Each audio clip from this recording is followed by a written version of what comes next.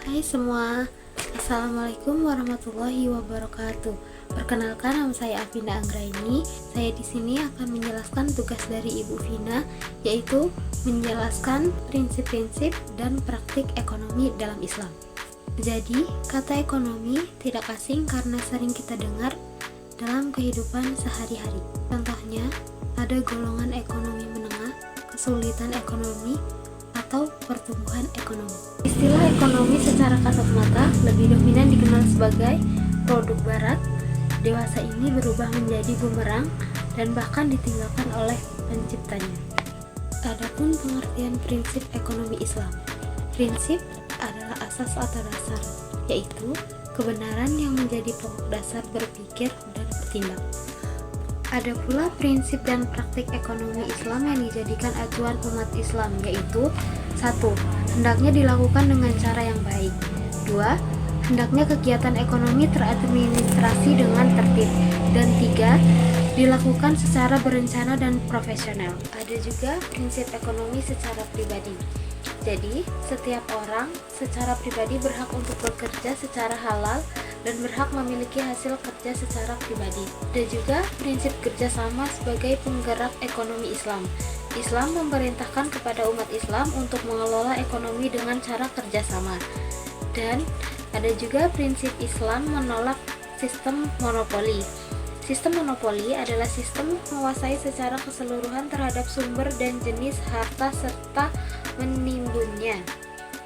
Dan yang terakhir, ada prinsip ekonomi Islam menolak sistem riba. Di dalam kegiatan ekonomi Islam seperti jual beli, sewa menyewa, dan hutang piutang, sering dijumpai atau ditemui adanya tambahan tertentu yang diikat dengan suatu perjanjian. Dan hukum riba itu haram. Adapun macam-macam riba: 1. Riba fadal. 2. Riba nasiyah atau jahiliyah. 3. Riba kardi. Dan yang terakhir, riba yad. Dan di sini ada juga hikmah larangan riba. 1. Membebaskan penindasan ekonomi seseorang. 2. Membebaskan sifat malas untuk umat Islam. Dan 3. Membebaskan hilangnya sikap sosial seseorang. Dan masih banyak lagi. Selanjutnya ada praktik-praktik ekonomi Islam dalam kehidupan sehari-hari. 1. Jual beli. Menurut terminologi, jual beli adalah proses tukar menukar untuk memiliki dan memberi kepemilikan sesuai syarat dan rukun tertentu.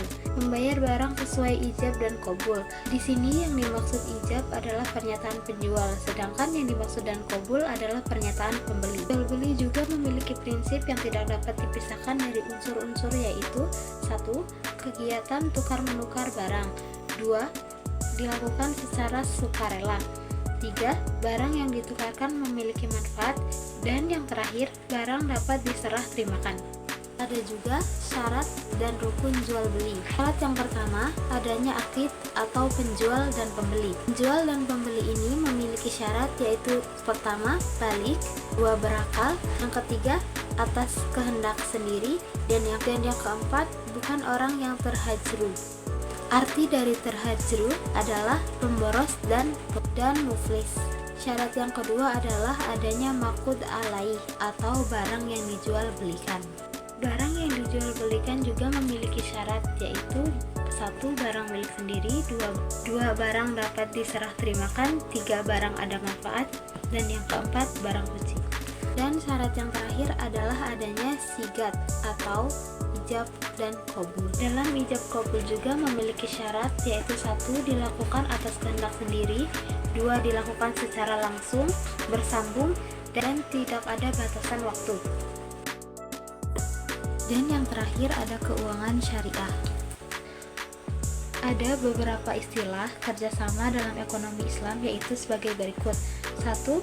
Musyarakah. 2. Mudarobah. 3. Muzaraah. Dan yang keempat, musakah. Prinsip dan praktik ekonomi juga memiliki hikmah, yaitu 1. Memperoleh pahala. 2. Dicintai oleh Allah Subhanahu wa Ta'ala.